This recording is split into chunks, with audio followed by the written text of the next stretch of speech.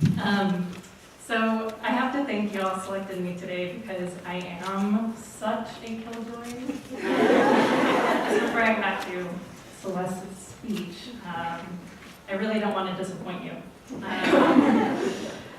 But genuinely, thank you to my peers for thinking of me today.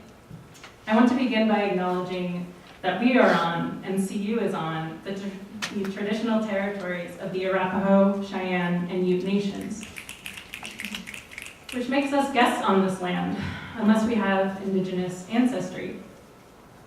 In fact, the cornerstone of this very building was laid in 1875, 2 years before CU opened its educational gates, and 10 years after the massacre at Sand Creek.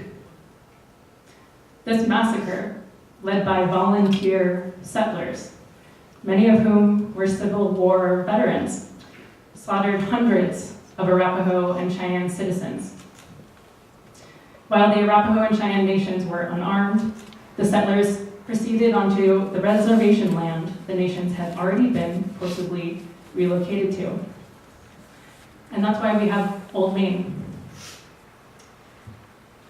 I share this history not to dismiss the multiplicity of conditions or traumatic experiences each of us bring into this room today, whether on account of one's ancestral, generational, or personal struggles.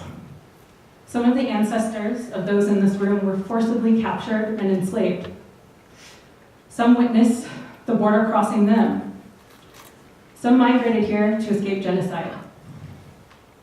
And some were fleeing imperialist conditions the US imposed and may continue to. Let's not forget Puerto Rico. While we have all arrived here for a variety of reasons, we are also all here in this very spot as a result of the Sand Creek massacre. It does not matter that we were not the individuals who actively broke treaties, forcibly removed or displaced over 500 sovereign nations through systemic rape and genocide. We know better from the intersectional feminist analysis we've been equipped with that settler colonialism is not an event, but a structure that is ongoing, which means it continues today, not just in the occupied territories of the United States, but transnationally, in Palestine, Kashmir, First Nations of Canada, all over. Therefore, rather than unconsciously reinforcing settler colonial futures, I want to challenge my brilliant cohort here to think critically about how we can actively support Indigenous futurities. Because Indigenous survivance reinforces Black, brown, queer, diasporic, women's, trans, and Crip lives. Let's ask ourselves how our bodies may be differently and complicatedly used to uphold settler colonial logics. How are we distinctly complicit? What are we actively doing to interrogate such complicities? And what are we going to do differently?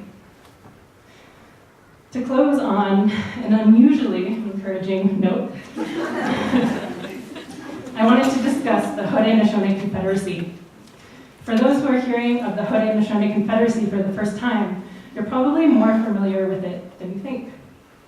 It is the Mohawk, Seneca, Cayuga, Oneida, Onondaga, and Tuscarora governing structure that the United States used as a model for today's Constitution. Under the Haudenosaunee Confederacy, 2 councils ensure separation of powers. One functions as a separate governing entity, and the other is comprised of the larger Confederacy, united by a common goal of living in harmony. One of these councils was even composed entirely of women. We can't receive justice on stolen land. However, the Haudenosaunee Confederacy predates colonization. It continues to exist, despite generations of attempted forced assimilation. I am hopeful that what was once and continues to be an Indigenous governmental structure will resurge. To quote Turtle Mountain Chippewa scholar and one of my very favorite professors here at CU, Dr. Danica Medek-Saltzman.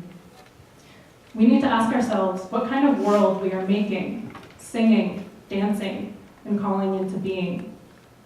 This is what Indigenous futurisms are all about: imagining, dreaming, insisting, building, and demanding that we move together toward the best future yet.